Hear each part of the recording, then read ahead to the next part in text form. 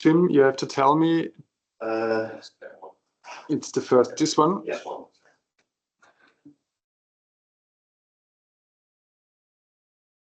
Okay, just we don't see them anymore, but they see us, hopefully. Yeah, now we can see them. Yeah, so I think they see. Yeah, so you can see the slides. No. Okay.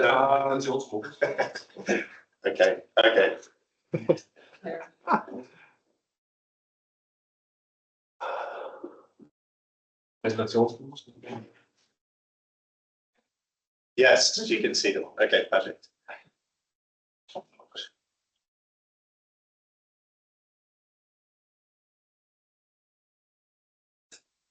Great. And you can see Jose, and she still can hear us, see us, everything's good. Perfect.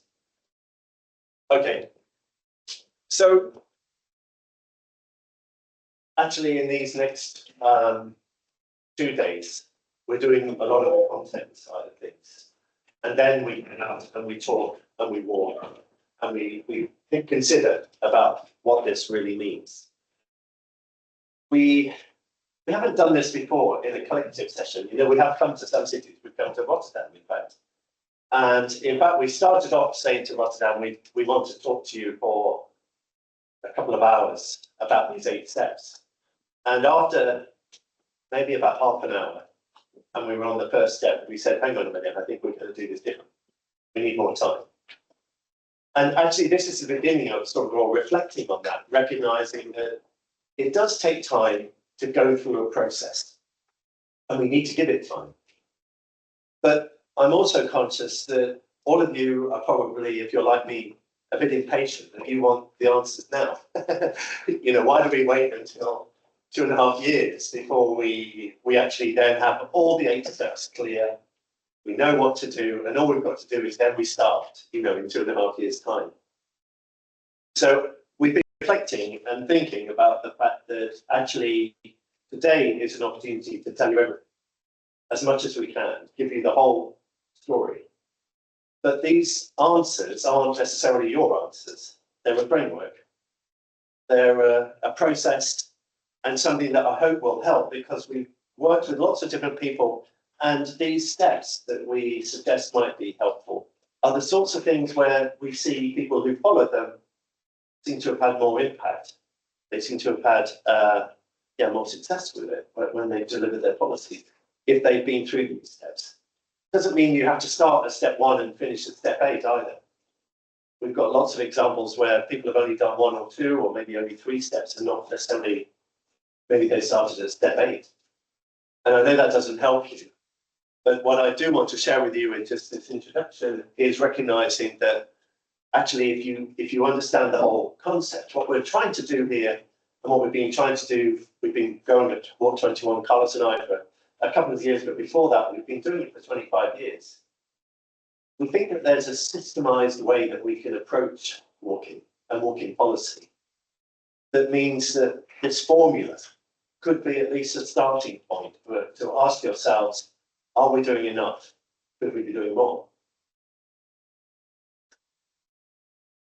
And I think the challenge that we find everywhere we go, anywhere in the world, is that everybody's doing it. You know, that's the, you know, we've seen these slides already just now from Andreas sharing us the actual data that gets taught here in Burgenland, in Austria even.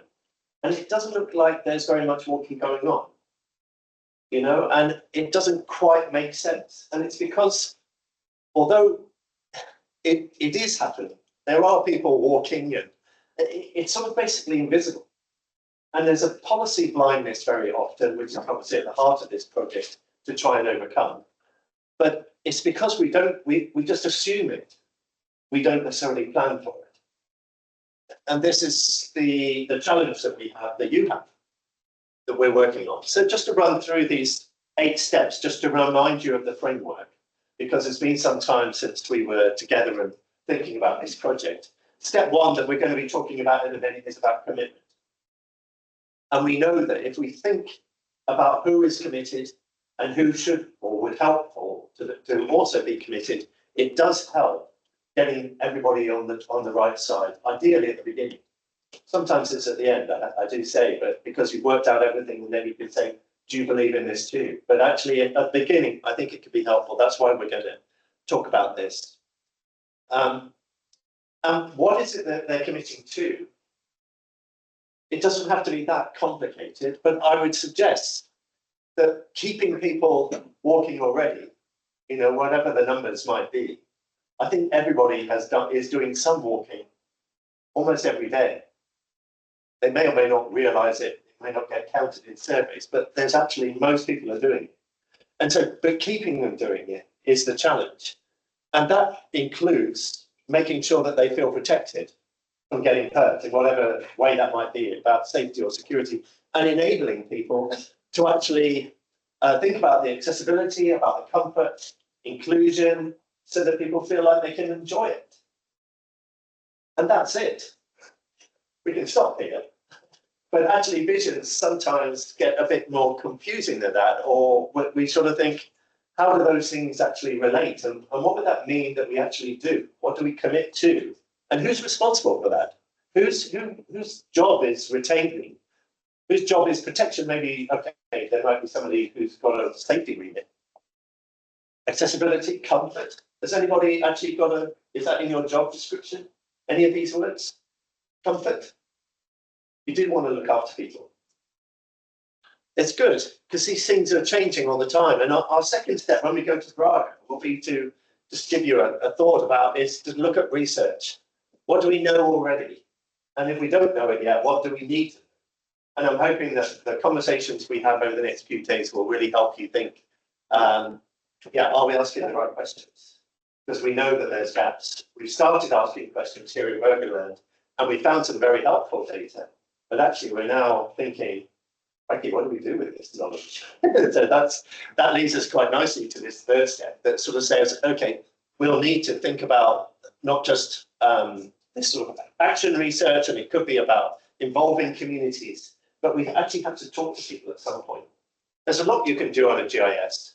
There's a lot you can study about the environment, but talking to people and thinking about what they like and what they don't like is actually critical. And so actually, I think we'll be in Rotterdam with you, Karen, and Jose, talking about involving communities. And it's something you've done a lot of. But there are also challenges about involving communities, because often it's the people who come forward who want to be involved might mask the fact that there's a lot of people who need to be involved who maybe are quite hard to find or hard to reach, difficult to include. So we'll be thinking a bit more about that. And Carlos will be sharing some information about this, which we've been using a little bit here in Burgenland, but I hope that we'll be collecting some data in all of your places to actually get a sense of how people feel in your communities. So we can think about that. Step 4, moving this through quite quickly. Where will we be for step 4? I'm thinking Vilnius. Thank you. We're coming over to you, and we'll be looking at environments, assessing the environment. It feels like this is probably the stuff we know well, but if you look online or you search for how to do a walking audit, there are 30, maybe 40 different tools out there. Last year, we had our conference in Kigali in Rwanda. We had 40 people submit papers saying that they wanted to share their system about walking audits. And I was like, oh my goodness, this is exploding. We need to think a little bit about that. I want to help you about what is the right thing to measure. How do we evaluate things? There are some people now measuring 200, 300 different things. That can be paralyzing if we're not careful. So we need to think about how to assess the environment scene.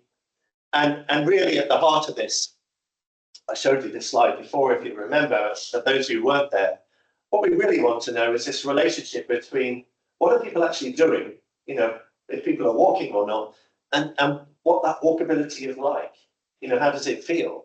And the strategy that is in place is actually something that we need to build around our policy that says we want to make sure that everyone's in that top right corner, ideally, that we've got people that are walking and it's walkable. But you'll know that there are areas of your neighborhoods, your towns, maybe even one street against another street or one side of the road compared to another road that's more walkable or it's got more people walking on it than the other side. And why is that? And what can we do about that? And what's the strategy for that? This is a picture here on the left. In theory, according to Google, this is the most walkable street in Europe. Do you know where it is? Has anyone been there? It's in Paris, apparently. Somewhere in the back of Paris, by the look of it. And it is beautiful, to be fair, but I couldn't help but realise there's nobody in it. And the other challenge on the other side of this picture here are some streets in Hong Kong. Absolutely packed with people. We worked in Hong Kong for 3 years. And I said, but why do you need our help? You've got one of the highest levels of walking in the world. You've got this much, you've got 98% of people walking and using public transport. Isn't that what you all want? Wouldn't that be great if you had that many working? But they said to us, yeah, we have, but we hate it. It's the worst part of our days when we're on our feet walking to work, getting off the train and we've got to somehow or other negotiate to get to the front door of the office or get back home again. So it's not just about the numbers. And this is what this chart, which we just thought about a couple of years ago, working with some work with WHO, World Health Organization, realized that, yeah, this is the matrix that we need to reflect. We have to understand about the environment and also our behavior, and the interrelationship with that is really what we're getting a grip on. And so step 5 is realizing that if we start to get a grip on all this data and understand what people want and think about it, we now need to review about what policies, standards and things already exist that might actually be limiting the fact that we aren't giving it enough priority at the moment. In Germany, for example, the Environment Department 2 years ago, maybe 3 years ago now, wrote a very nice policy called a national walking strategy. But all the actions were left to the Transport Department to do. They weren't so happy with that, as you can imagine. 3 years later, the Transport Department are now writing a national strategy for walking. But one of the challenges is that actually most of the money in the Transport Department is spent investing in roads. And it's not a usual thing. And so they've got some legal challenges about the way that the legal framework is set up in the country that makes it quite difficult to give more priority to walking. It's going to take time to overcome. And let's look at your policies. You know, these are the ones, and tomorrow we'll be diving a bit deeper into this. Ultimately, this project wants to help with these documents and think about how we could improve them. We've been, well, Carlos especially, and you're going to get to know Carlos very well. He's put his head into your policies one at a time for hours and hours. And he's really tried to get familiar with what the words say.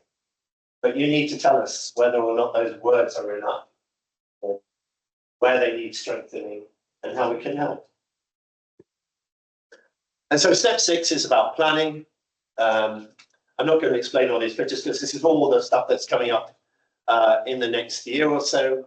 But you know, there are examples out here now which I want to suggest to you that we're not starting from a blank sheet of paper. Even in the year 2020, well, since the year 2020, you know that now 62% of countries have a national walking strategy. How many do you think have a national policy for cycling? More or less? More? Yeah. Carlos, do you remember the number? It's 24%. 24% of countries have a cycling policy. 62% have a walking policy. And that's because of COVID. Yeah, I think. Everybody is now writing this stuff down. And the policy is coming thick and fast. We could hardly catch up. And this is our opportunity to lead as regions and cities, and also tell governments what you think they should be doing at a national level to help you. Well, yeah, what do you want? We need to think about that. So step 7 then is get on with it and think about it and maybe invest in something, make a change. What would that be in Burgenland? I've got some ideas. We'll talk about them with the governor when they arrive. We'll see what they might say. What would be the thing that you would say, well, actually, if we could do that, that would make a massive difference. There'll be something here. The trouble is, I've got about 10 ideas. We'll have to think, what is the right thing to do here? And there's lots of examples. I'm not going to go into it, but right now, but ultimately what it comes down to, and sometimes people start here, Ireland, you know, they started with the money. They decided to allocate €1 million a day to walking and cycling without a policy. And it took a couple of years before they could even spend it, because actually they needed to get organised. They needed to employ people, train them, come up with priorities, develop the design guidance, roll it out the door. You know, you can tell us the story later. So it's interesting that step 8 is then, once we understand everything, we know everything, we've talked to everyone, we've got everyone committed, then we get the money and off we go. But actually, sometimes you start with step 8. Isn't that interesting? And it's not wrong, because actually, 2 years later, 2.5 years later, they're spending at least that million. And they're now saying, but why is it only $1 million? Wouldn't it be nice to have $1 million a day? But how much is enough?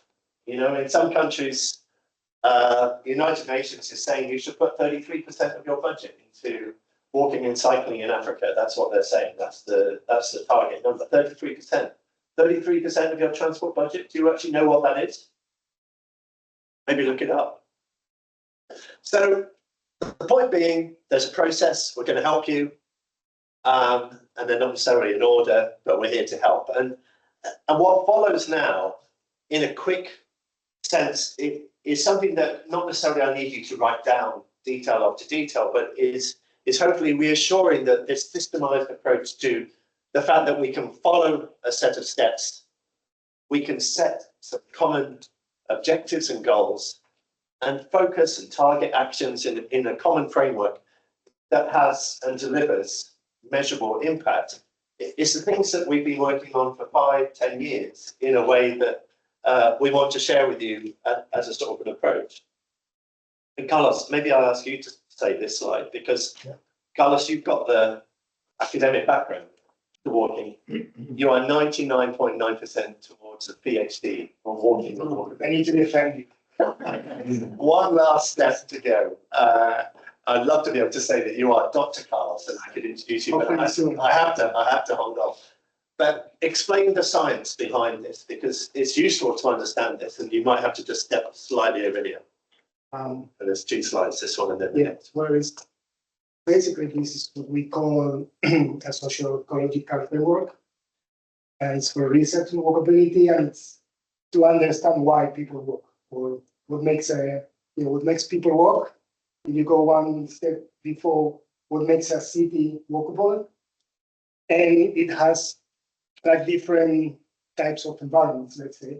They're all very interrelated, and they all somehow influence our pedestrians. So at the very beginning, you have what we call environmental determinants, and that would be the place under study, which can be broken down as well. As you know, walkability can be very easy and explained with 3 words, or you can have 200 words to explain what makes a city walkable. So within the place under study, we can look into the built environment, and your policies are reading your policies, and all of them talk about some part of the built environment. Could be at street level, pavement, crossings, street furniture, so on. It could also be at the district or city and country level, even things like land use, walking and public transport integration, and so on. That would be a built environment. Natural environment, very different weather from the study areas, from Greece to Finland. So the natural environment also is a determinant. And once again, they all influence each other. So you have the built environment would be the mitigation, the protection from the weather, and the other way around. Socio-economic environment, people in the street, you can have the nicest street ever, and if it's empty, it doesn't really look very pedestrian friendly.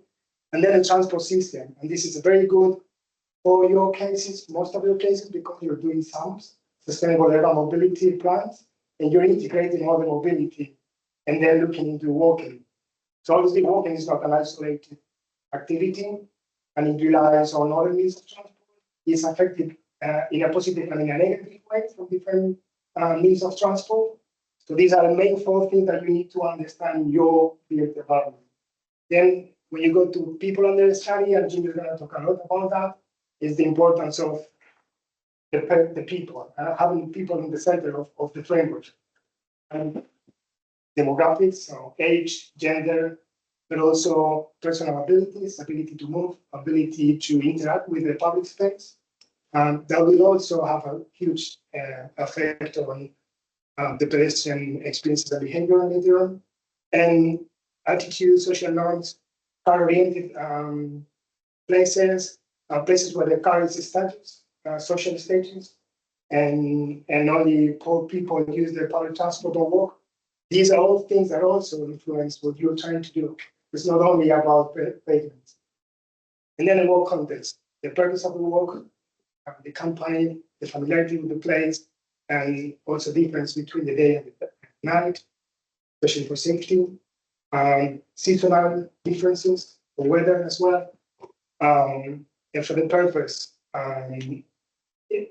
Once again, some of you are specifically looking into working for modern physical activity, and that might require a specific built environment.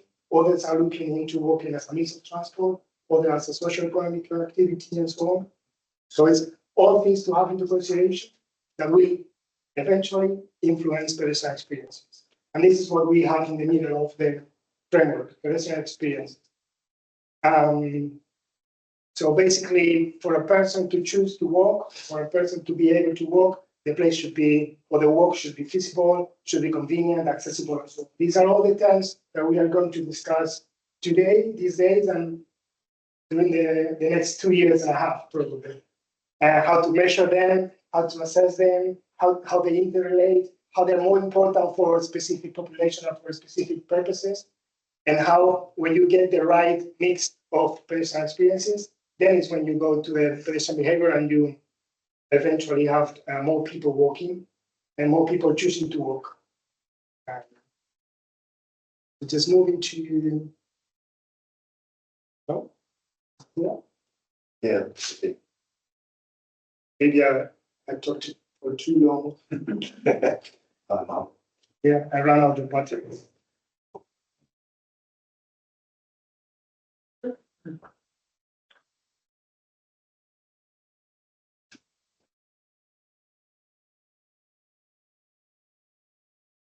We wanted to give you a holistic approach, an overall view of how the complexity of walkability and how to narrow down into the visions and the activities. Crazy. Squeeze. Still there? Okay, now it's working. Yeah, that was it. That was Yeah. Just a hiccup. So just the last point was that all these things that matter are moderated by policy and planning, and this is your role here. So the green part is what you have the power to influence.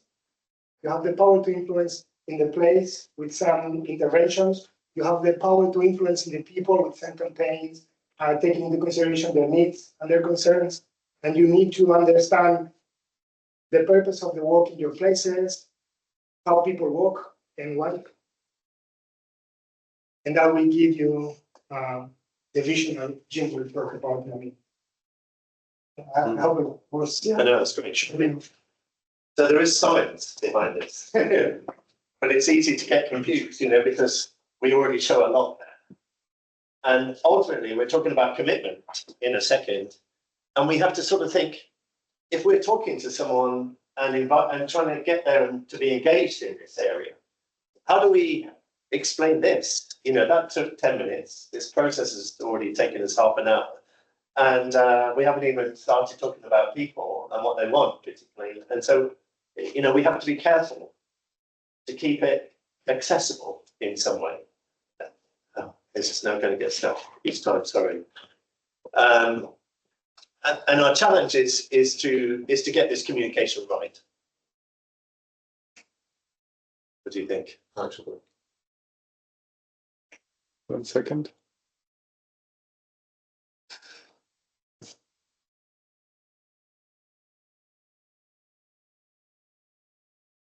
Try. Okay. Yeah. Okay. So the good news is we've looked at a lot of documents. There are a lot of things that influence already that have been written by important people who know what they're talking about. We've already decided if we want to sort out road safety or physical activity or make sure that the way that we design our spaces is gender inclusive, think about including people with low incomes in the way that we build our urban centres in the future, the International Charter for Walking, and even soon to be released in Portugal in October, the Pan-European Action Plan, the Master Plan for Walking. It is hot. It's almost untouchable. It's so imminent. These documents have already put together big brains and decided if you want to achieve these things, this is what you have to do. You know what we found in these documents? We already found 149 actions that you're meant to do.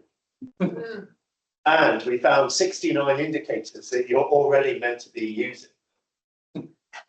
No wonder you're tired. You know, we have to be really careful that we've made it quite complicated. It's difficult, but actually maybe it isn't so difficult. Because if we think about what is a policy, and this is the bit we want you to take away and to reflect on, if you were starting from scratch, I'd say follow this. Vision, goals, objectives, actions, measures, outcomes.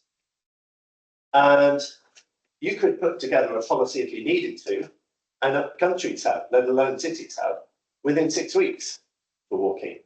And that's encouraging because I think if you haven't got anything yet and you've all got something, but if you really want to sort of make sure that you've got the best, then let's think about that 6 weeks. Give yourself a 6-week window and start putting it together and seeing what it looks like. You can always add to it.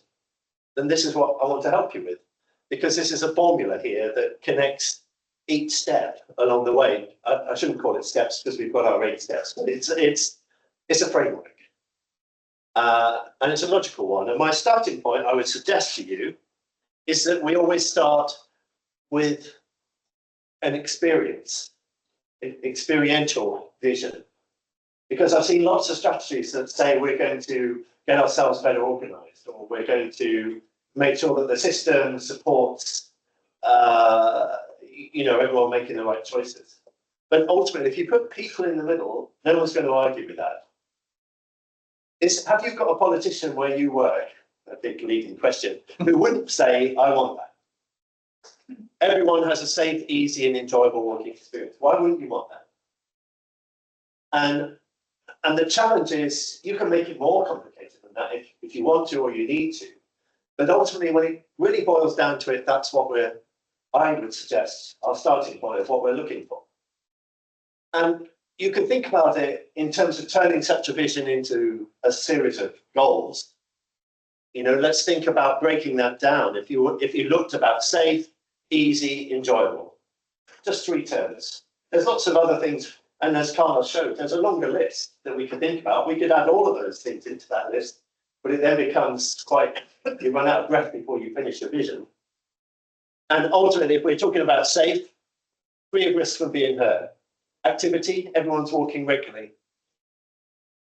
Accessibility, everyone's able to reach public transport and other key destinations on foot. Comfort, everyone has the space and facilities to support their needs. And ultimately, satisfaction, that everyone perceives walking as a positive experience.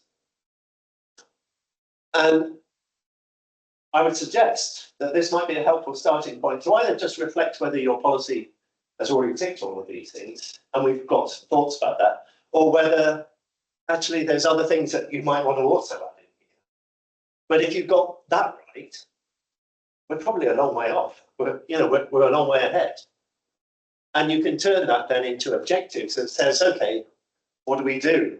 Well, we're going to increase the number of minutes walked per day. We're going to reduce the number of people being killed and seriously injured. We're going to make sure that more percentage of people are within easy reach, convenient reach of public transport. We're going to make sure that the facilities actually improve with the infrastructure, and we're going to make sure that satisfaction increases. That means that we've actually got to ask these things, of course. We've got to come up with a model for it, but that's our objectives. And there are clearly some actions that everybody could take, and we've got 20. And it's interesting, we were talking to Portugal, we talked to several cities, and they said, oh, you know, in Greece, they've got 198 actions. Greece isn't here, so I won't exhaust it with 198 actions, but 198 things they can do for walking, and I'm sure they're right. But what they told us in Portugal was when they did cycling, they came up with 53 actions.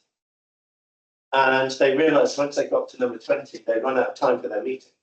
They couldn't actually report that many on a regular basis. So they just haven't got, you know, they've only got 2 hours every quarter. That's the reality of how we're all busy.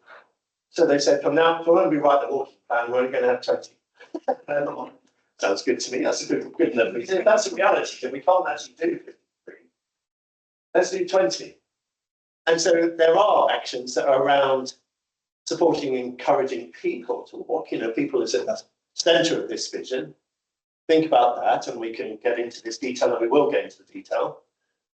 There's also actions that create safe, easy, and enjoyable places. So we've got people in the middle. The next circle out is about places. A few more things to do there. And then we've got actions that need to embed walking into the process, policy process. So there are things in our machinery, in our system, that we need to improve to make sure that walking gets embedded. And when you put it like that, I hope you can start thinking that, okay, 20 things, you probably sell that. You know, we're talking about commitment here. And I think what people want to know right up front is like, so how big is this thing going to be? How many things are we going to have to do? How much do you think we're going to have to spend? And how long is it going to take? And we've got some thoughts around that, or we could at least share with you some examples of what people have done. But we've also, hopefully, I hope, because, you know, this has only come out within the last 6 months, but we've thought long and hard with some real experts around there about how would we measure that. And interestingly, before this, we had a different version. We had actually some 36 indicators that you could use. You know, remember I said all those documents had 69. We boiled it down to 36, and we thought we were doing really well. But actually, people said, we still haven't got any money to measure. We actually haven't got a lot of money locally to put things, to actually measure these things. So we looked at existing data sets that are being measured, often already by cities and regions, and said, let's look at that through a walking lens and use that data to give us an insight. And it may not be enough, but it's a starting point. And there are 5 things that we can do. And if we really only had to measure one thing, which one do you think you would measure first? If we can only measure one thing from here, activity, safety, comfort, accessibility, satisfaction, what would be the one thing that matters most? Safety? Any other thoughts? Satisfaction? Satisfaction. I would say satisfaction. The thing about safety is often it gets underreported. You know, we talk about safety and security. It's so vital to get right. But actually thinking about people's perception of safety might be just as useful as whether or not you're being hit or killed or injured. You know, if you sort of think, actually, I don't feel safe enough to even go down that street, then we've missed all those people if we waited to see the number of people who've been hurt. So, I mean, it all matters. It really does. But if we only had to do one thing, I would say, let's just measure satisfaction. But how many people measure satisfaction yet? Actually, around the world, the only thing we can measure is safety.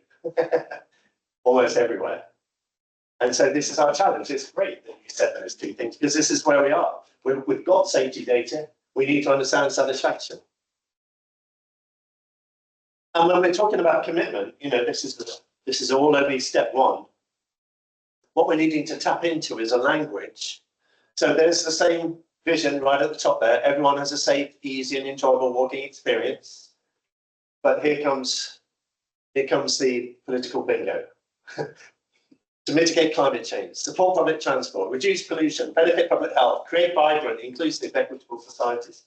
Now we're talking. This is the language that probably your politicians are much more familiar with. There are portfolios around this. There is budgets for these things. There's ministerial strategies probably for things like climate change.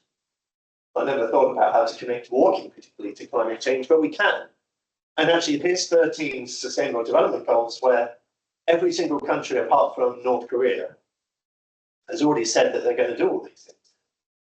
And I promise you that if you get this right, this walking policy, we will be able to accelerate your delivery against all 13 of these in a more affordable way than probably you're spending money and committing budgets at the moment. So it's quicker, more affordable, and most importantly, and this is a new language that is helpful to share with people, it's a reliable investment. You know, if you invest in this, it's much more likely to deliver on these things. So we're having to adjust to the language, to the priorities, to the, what we might call the political currencies. These are the currencies that I'm aware of at a global level. You'll have your own. It may be that there's something really strong around the economy. You know, we talked about here already about quality of life and also about enlivening the town centres. You know, it's all about trying to get more life back into where people are living. So it may be that some of these are a bit bigger than others, but this is the sort of language where we can connect. And it starts giving us a sense of thinking, who do we need in the room if we think like that? And so some examples, and I've just got 4 or 5 here. Queensland, regional policy in, anyone know? My wife's from there, so I do know, honestly. It's Australia, the east coast of Australia. Brisbane is like the main city. And they wrote this very quickly. Within 6 weeks, they said, well, look, this is the sort of thing we want. And this was the sort of language that allowed communities to engage as well as politicians, but crafted by experts and a couple of consultants. It talks about more people walking more often. You know, planned streets, welcoming, safe, connected. You can see the language, vibrant, all ages and all abilities, attractive, easy, tourism, recreation, health. You know, you start pulling these words out and we start realizing who we need in the room, who needs to be committed.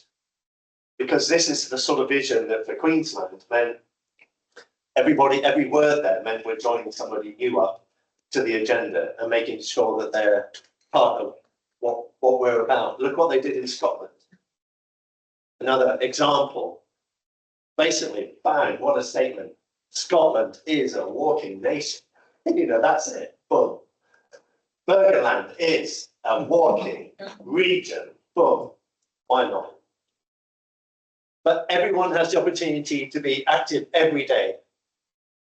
Active, happier, healthier, greener. You know, this is a couple of years old, but that language, I think, still stands. Is that language your sort of language? Look at the people that they've had to engage. Each of those is a community of people that took them 6 months to bring round the table and recognise that actually, I can help you with your delivering of your agenda with if you sign up to this. So a nice core vision that engages and embraces a wider agenda, puts it at the centre, and then makes the connections. Interestingly, you know, the spokes in the wheel, but you know, maybe it's the path connecting. London, enabling more people to walk part of their journey to improve the experience. Doesn't that make sense? We keep talking about that. And reduce car dependency. You know, they do all, and by the way, less cars. You know, they were bold to say that. Not everybody wants to say that. You know, we could just focus on the walking part, but maybe you are willing to go that next step and say, and, you know, we want people to choose to do more and drive less. And it should be, it's an interesting, you know, it should be, but maybe it isn't, but it could be the world's most walkable city. I've worked in Barcelona, Vancouver, Paris, London, well, Bogota, maybe 25, 30 cities who all said to me, when I went and saw the mayor, they said, yeah, we want to be the most walkable city in the world. I said, fantastic. Now we can get started. Because they've got a big, bold vision that says we want to be the best. You should be the best. Why not? You could say that. You want to be the best. What does the best need on most walkable? Who's making these lists? Why does Vienna win every year? Or Melbourne? What are they doing? And what does that mean for you anyway? We can discuss that over dinner. But look, where walking is the most obvious, enjoyable, attractive. But then they focus in on short trips. I don't think it just has to be short trips. There's lots of trips in London which are more than this 1K or the 500 meters that we're talking about in Bergamo. Why not much more? Lots of people in lots of countries are walking a lot more than that. Hong Kong is a final example here, I think. This one, I said we worked with them for 3 years, but they just said, we want to improve its priority. We're missing it. We forgot to include it. We've got to mention about it. And so we want it to be friendly. It has to be sustainable, urban, mobility, social, environmental, economic, health. That was an acceptable language that says, if you can deliver against those items, we'll do it. And we don't mind how much it costs. So what it will come down to, and there's an exercise for you to either do tonight on your serviette table dinner, or you can take home and think about.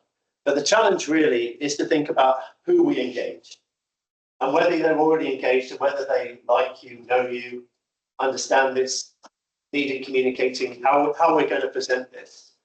And what we found generally is that the most successful places have a mix of these types of people involved. It's helpful if you do have academics holding you to account, supplying you with the evidence and saying, yeah, actually someone tried that before, according to research, and yeah, it never worked.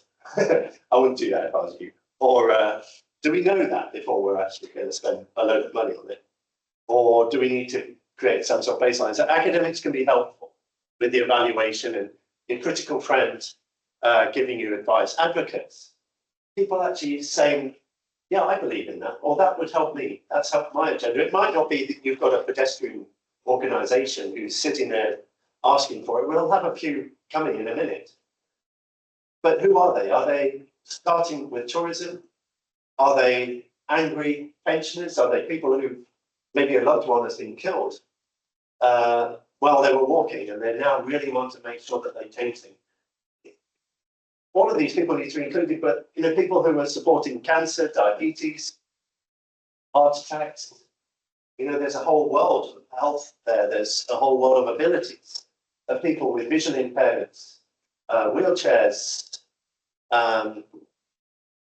people who are deaf, etc., who this is their agenda. It's our agenda. We need to include them and make them feel connected in this way. And practitioners, we're talking about engineers, planners, health.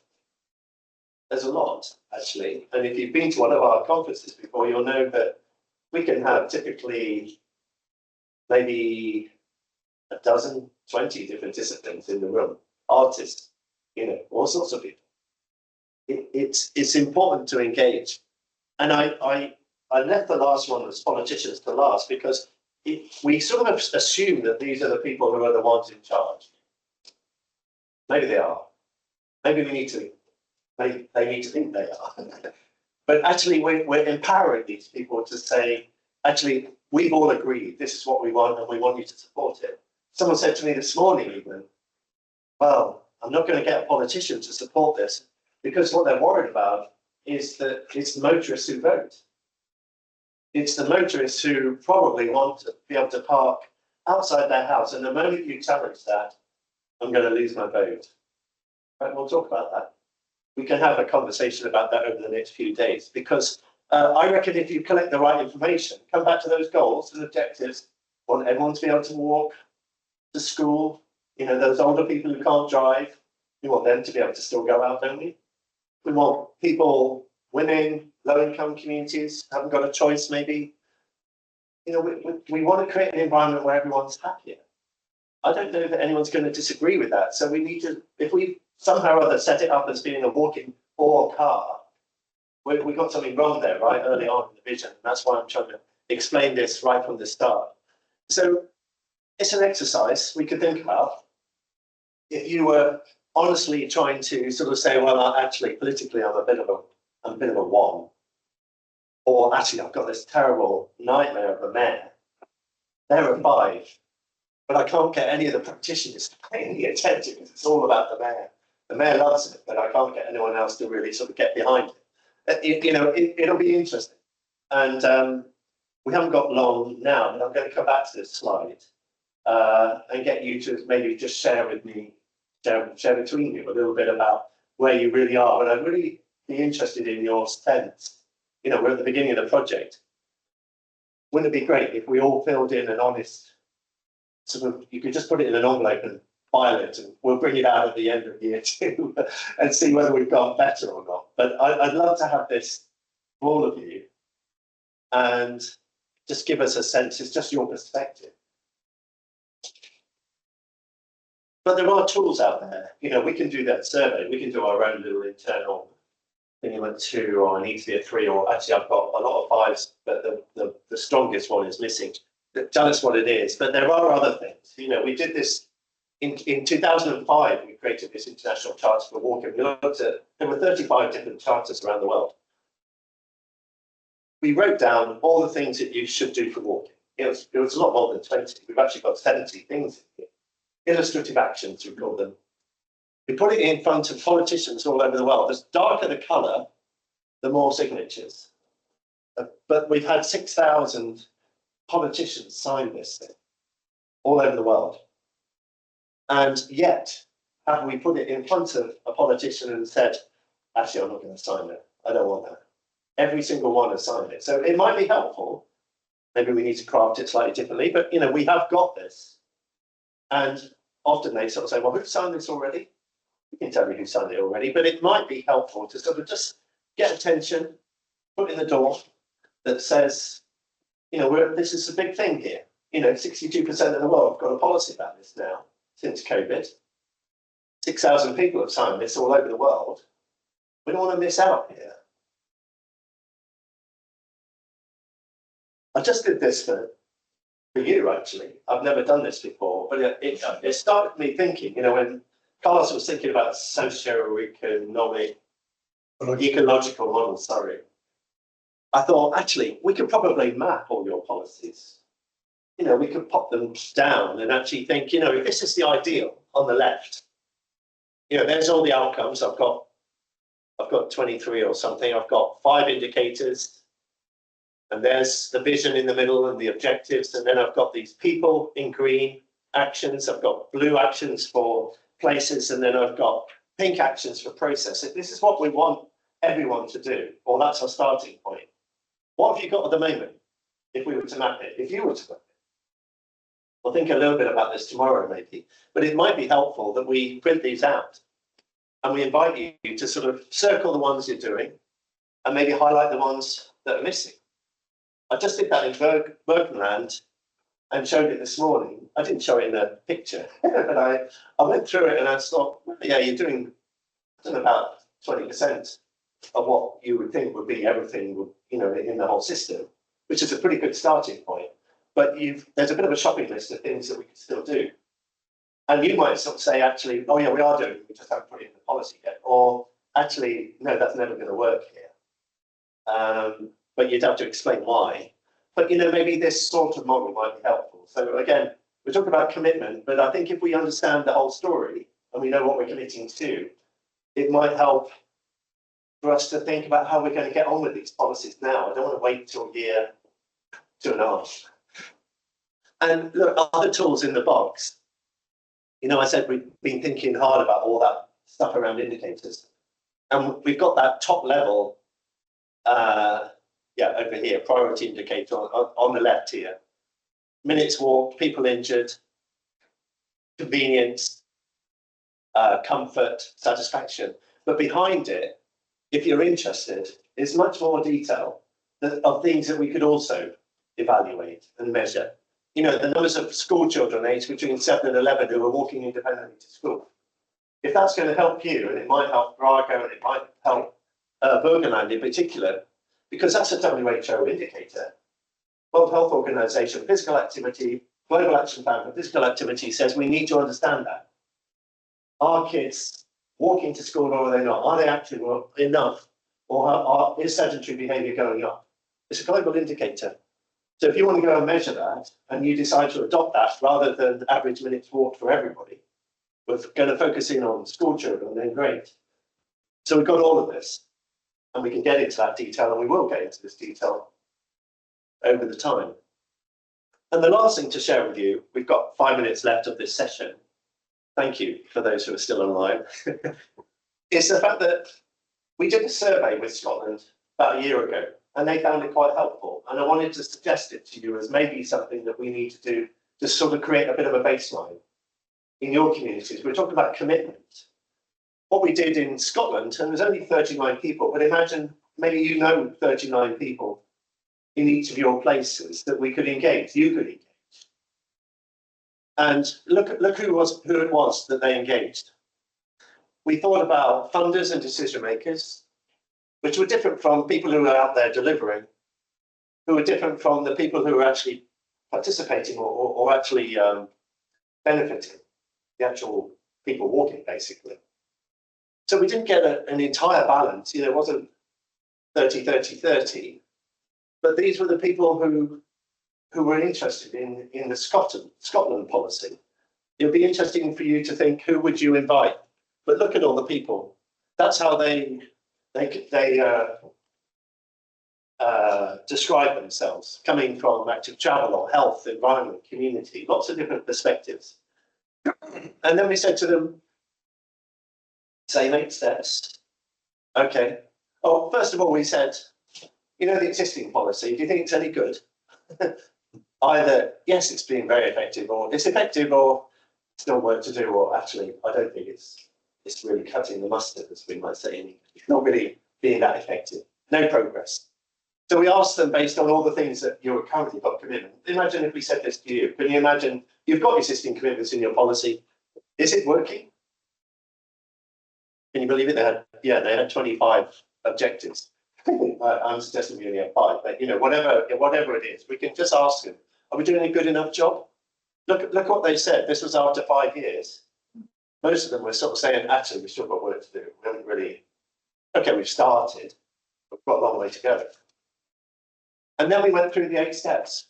We could do this. Who's committed already? National, local, health departments, planning authorities, transport authorities. You know that thing I just asked you, 1 to 5? What if it wasn't just your answers, but we asked everybody who you know needs to be committed to actually share their perceptions of whether you feel they are engaged or not? And then, you know, remember there's 8 steps. What if we got a baseline now that said, yeah, do we have data already around these issues, the sorts of things Carlos was talking about before? Why people walk, where people walk, the quality of the walked environment, rural versus urban, where people can walk. You know, there's lots of factors that we could put in a list here, and you could ask people whether or not you think there's enough data or not, because it's coming up. And step 3 about the tools. You know, do you think we've got enough of that? Have we got enough data, or that we could do a bit more of that in the future? Maybe this is a time for a barometer. You know, we're just getting started. Who's gathering the data? Thinking originally we might ask you this at the beginning of every session. You know, but if we do that on step 4, we ask you whether or not you've got any data, and it's we're a year in and we're in Vilnius. You know, I want you to move faster than that. Why don't we ask this now? Find out what data you have, or whether people in your community feel like you've got enough to be able to make this policy as good as it can be, or there's things that are still missing. Step 5, you know, are there policies that are being delivered? The strategy, transport strategy, health strategy, climate strategy, national planning framework, delivery frameworks, health prescribing, lots of things here. Is it having an impact? And just really, it's not that we're taking apart Scotland. And Rona, I'm sorry if you're looking at this online and wondering, why is he sharing all my laundry, my dirty washing around where we were in Scotland? It's actually just to suggest that maybe we could do a survey. We could do it maybe in all your languages. Maybe that wouldn't be too hard. Online survey, give everybody a link, 39 people each, find out what they have. So look, we can ask them those 8 questions about those 8 steps. Where would you spend your money? What do we do? Employment zones, schools and education sites, high-income communities, low-income communities. Maybe there's consensus out there about where the policy could be more impactful. That would be great. And actually, the next bit, of course, which gets us beyond a baseline, is we then said to them, how might you be involved in the future? We're going to have to ask these people if we want these policies to be more effective. Yeah, count me in the team, or I can lend some support. Oh, actually, this isn't my interest or my expertise. Let's find out who's out there and what people want to do. And indicators around safety, accessibility, comfort, you know, we asked exactly the things. But we also asked them, the first question was like, what about the barriers? Tell us, you know, why isn't it happening more? What are the things where we could do better? And look, all these things came up as being things that we needed to overcome in Scotland. You'll have your own barriers, but I think it's good to get them out. So I think maybe we can look at these policies. I've looked at this, you know, if you really want all the answers on one page, that's it. Take a picture of that quick. But, you know, create a vision about walking, goals, objectives, actions, measures, outcomes. Absolutely. Start with this. Add to it. Change your language, make it yours. But I want you to know that there are people out there all over the world. Africa, Asia, Latin America, we've just been invited to the Caribbean. They all want that. And it's exciting to think that what we're doing here together and what we're doing online together in this group is that we're starting to think, okay, so let's look at our vision, goals and objectives. Let's try and get that right. Let's look at who's committed and who needs to be committed. And maybe we do a baseline survey. Let's flush that stuff out so that it's not just our opinion about where we think we are, but we try and build a consensus so that the committed people come up with something, because if nothing else, you can have a meeting with them all and say, look, the survey said, is that true? Or is it just a couple of weirdos that got in there and answered it 5 different times and made the results right? We're going to have to write some of this up. But I'm super excited to tell you everything that I know after 25 years, all in an hour. And hope that now that we know all the answers, we can then think about how we craft it, make it yours, make it relevant to you, and deliver it in your own way. You know, we're here to help adjust it. It's not going to be the same thing for everyone. But I think there are some commonalities here. And of course, we have to get ready for step 2, but maybe that baseline would help us. Thank you.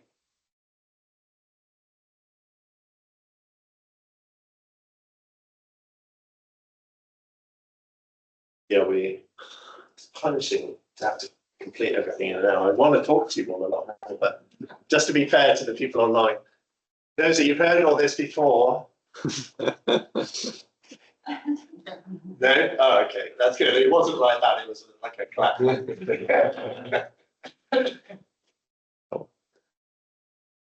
And great, Maria from Heraklion, thank you for joining us. That's really great that you could be part of us. We missed Galios, but we're sorry that he couldn't come. But to be fair, it is raining here, so I wondered if he saw the long-term forecast and thought there's no way I'm going to Burgenland. But anyway, it's great that you could both join us. I guess we've got a few minutes for questions, and maybe if you have online, if there's anything like that we can talk about. We're very much starting the process here with everybody, but we're trying to be as constructive as possible. But if anyone's got any questions, you know, please, either online or Jose, you've always got something, but you don't have to. I don't know if we can hear you. You're on mute for sure. Hang on, maybe we have to do that.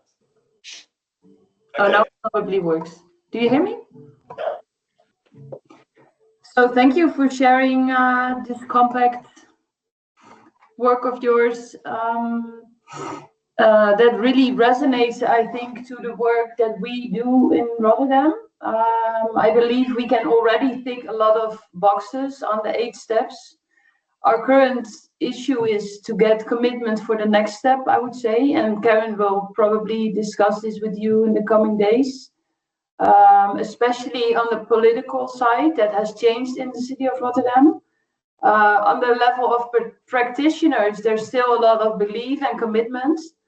So that would be my main question: how to connect even more to the ones that are delivering the projects, and then how to arrange this support even better to also connect to the political side, and maybe to be ready for the coming elections. They will already be in 26, so we might now do some work to get ready for the next steps and hope for a good outcome of the elections in 26 for the next steps, and also find some budget. That's another issue that we are facing. But I do not really have further remarks other than I want to wish you a lot of luck and joy the coming few days. Thank you. Thanks very much. Yeah, and we'll be with you in Rotterdam before you know it. February, isn't it, or something? I think we'll be there soon. So we're looking forward to coming in and seeing everything that you've achieved, but also, as you say, some still concerns. It's not perfect, and we will need to resolve and come through this. You know, the thing is, we had a good politician. We wrote a strategy. Everything was looking great, and then there's a change. And this is the thing. You know, we can write policy now that could be wonderful. But I worked in the National Department of Health and Transport at one point for the government in the UK. We had a change of government halfway through our policy. You might share this from an Austrian perspective. And they said overnight, they said, if it's not written in Arial font, size 11, it's going in the bin. And suddenly, everything that we'd written, everything that was there, ready on the shelf to go, was moved. They said, if it's not Arial, I'm not reading it. And it was such a, you sort of realise that actually sometimes politics can be that fickle. And yet, in the Netherlands, as an example, they've got good people who, even without the government for last 5 months or something, I guess, something like that, you know, they're actually writing a national walking policy. Don't tell anyone. Because they want to be ready, and then how they pivot that, and how it gets sold, and how it gets promoted, and how it gets funded, will decide on who's in charge. But actually, we know what to say. And so sometimes these things get written without everyone being engaged and committed. And I'm quite sure in Rotterdam, like in many places, you know already what you want to do. You know whether your policy is doing it or where it could be improved. But that's what we've got to craft and steer together. You know, the path is a bit windy. And sometimes it might look like we're going back a little bit, but we somehow then we have to keep looking forwards. And I haven't got your answers for Rotterdam any more than any of the individually, but I think we can support each other, I hope, on this journey. And as you might feel like suddenly you're ahead of others, you might then in a year's time be a step back. But half the world's having elections this year. So, you know, we're all in a volatile situation. Very sorry to interrupt. Yeah, we're done. Are we good? Yeah. I've got to think about time. The very last thing Yes, I mentioned, you know, these study visits that we are planning are a great opportunity to involve stakeholders, bring them, let them be inspired by these discussions that we are having, especially the hard notes, those really problems. But you can bring the people that already are engaged, but try to convince people that are not on your side until now. Because it's a great opportunity that they are joining, they are following this discussion. Maybe they take something with them. They change the way they're looking at stuff. And with the stakeholder groups, you can pay them the travels. That's what this project is about. Bring these people. Thank you. Time-wise, I think we're out of this. Thank you so much for joining us. Maria, it's great that you have been able to be part of this. Thank you so much. And Jose, and whoever else might be on the line, thank you for being part of that. In terms of what we're going to do next year, I think we